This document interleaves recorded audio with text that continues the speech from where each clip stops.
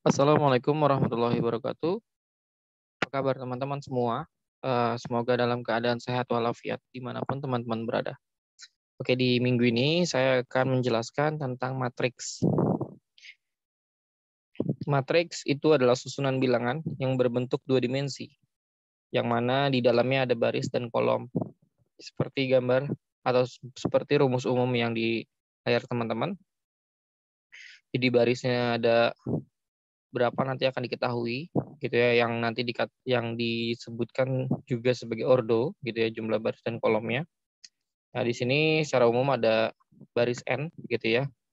Sedangkan untuk kolom itu m gitu. Jadi nanti akan disesuaikan dengan ordo yang diminta gitu ya. Nah, umumnya matriks itu berbentuk simetris gitu ya.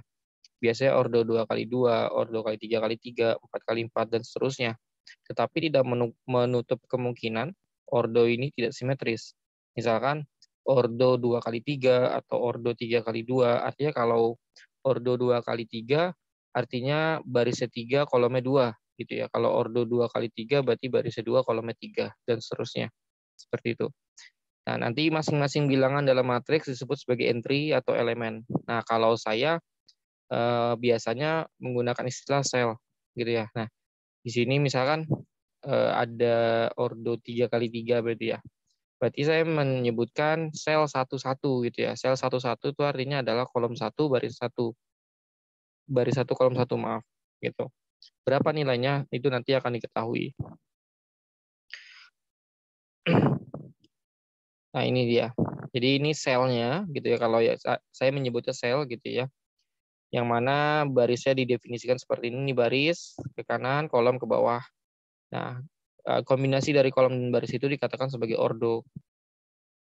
Yang mana simbol M itu adalah baris, simbol N itu adalah kolom. Oke.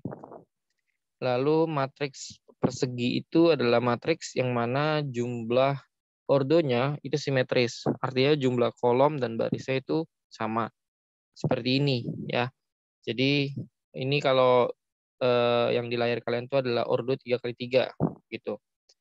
Nah, garis kuning ini simetris atau diagonal. Diagonal dalam suatu matriks. Biasanya nanti akan ada kasus misalkan diagonal 1 gitu. Matriks diagonal 1. Artinya nilai di dalam diagonal itu 1, sisanya 0. Seperti itu. Lalu ada juga definisi sebagai matriks 0. Gitu. Matriks 0 adalah matriks yang jumlah nilai setiap selnya itu adalah 0. Sedangkan untuk matriks identitas yang tadi saya bilang simetris gitu ya, atau diagonal gitu ya. Kalau dikatakan sebagai identitas gitu, yang mana nilainya 1 yang berisi pada diagonalnya saja. Sisanya itu 0. Nah, biasanya untuk matriks 0 disimbolkan O, sedangkan matriks identitas disimbolkan sebagai I. Lalu vektor juga berhubungan dengan matriks, yang mana vektor itu adalah suatu matriks yang mana dengan satu baris gitu ya, yang dikatakan sebagai vektor baris, dan satu kolom itu adalah vektor kolom. Jadi bentuknya sama. Masih bisa dikaitkan. Lalu operasi matriks itu ada 5 gitu ya secara umum. Ada penjumlahan, ada perkalian. Perkalian ada 2, perkalian dengan matriks, dan perkalian dengan skalar gitu ya. Terus transpose dan inverse. Dan mungkin ada satu lagi, itu adalah determinan. Operasi penjumlahan matriks dan perkalian matriks dengan skalar dilakukan dengan cara elemen wise, elemen per elemen, artinya sel ke sel. Jadi skalar itu seperti nilai di luar matriksnya. Ini penjumlahan matriks ya. Jadi penjumlahan matriks itu sederhana gitu ya. Kita hanya tinggal lihat selnya saja. Jadi dia sama gitu ya. Maksudnya sel 1-1 hanya bisa ditambahkan dengan sel 1-1 di matriks yang lain. Itu oleh karena itu di dalam matriks penjumlahan itu tidak bisa tuh ordonya berbeda gitu. Jadi harus sama karena dia akan mempengaruhi dari hasilnya. Seperti ini. Nah, gitu. Jadi sel per sel gitu ya untuk penjumlahan dan juga pengurangan. Pengurangan juga sama konsepnya. Yang membedakan ya kalau pengurangan nilai B-nya gitu ya karena kan minus ya. A minus B artinya B-nya ini gitu ya akan menjadi positif. Sorry, B-nya ini akan menjadi negatif keseluruhannya gitu ya. Tapi misalkan ada yang negatif, maka dia akan menjadi positif. Nah, dalam kasus ini B-nya tidak ada yang negatif. Artinya, dia akan menjadi negatif keseluruhannya. Gitu ya. Secara umum akan menjadi -1, -3, -2, dan -2. Seperti itu. Nah, setelah itu kita kurangi, gitu ya. Sama seperti penjumlahan, tinggal dilihat nilai di sel masing-masingnya saja. Nanti dikurangi hasilnya adalah 2210. Seperti itu. Perkalian dengan skalar gitu ya. Jika kita punya sebuah matriks A berordo M kali N dan sebuah skalar K yaitu bilangan real, maka kita bisa kalikan matriks skalar tersebut elemen per elemen. Nah, skalar itu artinya apa? Skalar itu adalah sini suatu nilai yang ditambahkan di luar matriksnya. Gitu. Sama seperti kalau kita fungsi gitu ya. Kalau fungsi misalkan 2 dikali X kuadrat plus X plus 2 gitu ya. Nah, artinya 2 di luar kurung itu dikalikan dengan masing-masing variabel di fungsinya. Ya, berarti 2 kali X kuadrat, 2 kali X, 2 kali 2, sehingga hasilnya adalah 2X kuadrat plus 2X plus 4. Nah, ini juga sama. Berarti K ini nanti akan mengkalikan ke semua nilai di selnya. Gitu. Berarti K dikali A11, terus dikali dengan A12, dan seterusnya. Sampai nanti ordo terakhir gitu ya, sel terakhir. Makanya rumus umumnya seperti ini. Gitu ya. K itu akan masuk ke dalam semua nilai selnya. Sifat perkalian matriks dengan skalar gitu ya. Jadi kalau kita punya matriks A dan B yang berordo M kali M, ketika K1 dan K2 skalar, maka berlaku sifat-sifat berikut. Pertama, K1 dikali A plus B itu sama dengan K1 kali A ditambah K1 kali B. Gitu ya. Jadi untuk mempermudah. Gitu. Jadi kalau skalar itu jangan ditambah dulu. Gitu ya. Kita kalikan dulu baru nanti ditambah hasilnya. Lalu jika K1 plus K2 kali A, maka K1 kali A, K2 kali A gitu. Kenapa? Karena ini skalar gitu ya. Jadi di skalar ini skalar yang apa namanya dihitung terhadap matriks yang sedang bekerjanya. Seperti itu. Yang terakhir adalah K1 dikali K2 A kali A. Artinya adalah K1 kali K2 nanti hasilnya dikali A. Ini sifat-sifat dari perkalian matriks dengan skalar. Terus perkalian matriks dengan matriks. Syarat agar dua buah matriks dapat dikalikan adalah matriks pertama harus memiliki jumlah kolom yang sama dengan jumlah baris pada matriks kedua. Nah, ini lebih sedikit berbeda dengan perkalian penjumlahan dan pengurangan. Nah, kalau perkalian yang harus dilihat adalah jumlah kolom di matriks pertama harus sama dengan baris di kolom di matriks kedua. Gitu ya. Karena prinsipnya adalah seperti ini. Gitu ya. Jadi nanti akan ini agak apa namanya? Agak sulit buat dilihat ya. Kita lihat contohnya. Oke, nah seperti ini. Jadi kalau ada dua matriks gitu ya. Nah, ini kan kolomnya sama ya. Kolomnya sama dengan barisnya gitu. Ini barisnya ada 2, nih kolomnya ada 2. Nah, bagaimana caranya gitu ya? Nah, kita untuk matriks pertama kita lihat barisnya gitu ya. Nah, otomatis nih lihat kolomnya gitu ya. Kolomnya. Nah, kemudian apa yang dilakukan? Yang dilakukan adalah kita kalikan dulu. Kita kalikan dulu misalkan 3 dikali 2. 3 kali 2 itu adalah 6. Gitu ya. Ditambah 5 dikali 3. 15.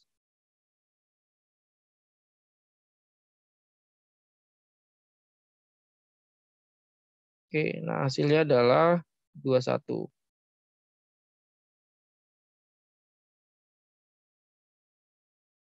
Oke, nah hasil ini akan merubah ke dia. dia nanti akan berubah menjadi nilai 21-nya. Kalau kita buat matriks kembali gitu ya, ini adalah 21. Oke, nah terus yang kedua gimana? Berarti 2 kali 2, 4, min 2 kali 3, min 6. Gitu ya. Berarti hasilnya adalah min 2. Gitu. Ya mungkin ini seperti review ya. Teman-teman masih ingat mudah-mudahan di SMA atau di sekolah dulu. Seperti itu. Nah ini dia langkah-langkahnya. Jadi yang dilihat adalah baris dan kolomnya dari masing-masing. Seperti ini. Ya, mudah ya. Lalu sifat perkalian matriks itu ada asosiatif, distributif, perkalian dengan matriks identitas, dan perkalian matriks dengan nol. Oke, ini nanti bisa dibaca lagi. Lalu ada determinan. Nah, determinan ini nilai yang dapat dihitung dari entry-entry suatu matriks persegi ordo. Jadi matriks persegi bisa ordo 2 kali 2, 3 kali 3 gitu ya.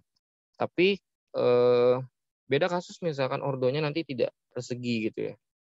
Agak sulit untuk mendapatkan determinannya. Tapi apakah bisa ya kita harus hitung dulu. Misalkan ordo 2 kali 2 dilihat adalah dari sini gitu ya. Sini ke bawah itu menjadi plus. Nilai hasil dari perkaliannya akan menjadi plus. Sedangkan dari bawah ke atas, itu menjadi minus. Gitu ya. Nah, seperti yang digambarkan di sini gitu ya. A dikali D gitu plus minus B kali C. Nah, minus ini bukan minus karena rumus gitu ya, tapi karena memang dia dari bawah ke atas. Seperti itu.